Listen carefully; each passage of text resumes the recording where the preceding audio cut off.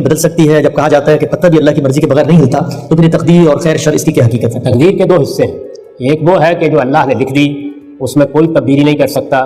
اس کی چند مثالیں دیکھیے، مجھے اور آپ کو کہاں پیدا ہونا تھا، کس قد کاٹ کے ساتھ پیدا ہونا تھا، کیا شکل و صورت ملنی تھی، کن حالات میں پیدا ہونا تھا، کس زمانے میں آنا تھا، یہ چند مثالیں ہیں۔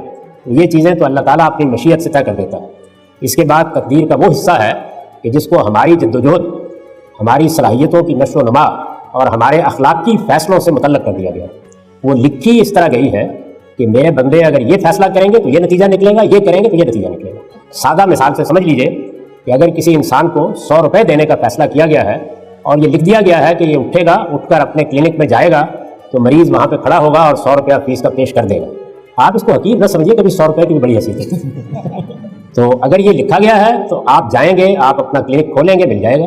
اگر آپ اس دن سونے کا فیصلہ کریں تو نہیں ملے گا، وہ لکھا ہی اس طرح گیا ہے۔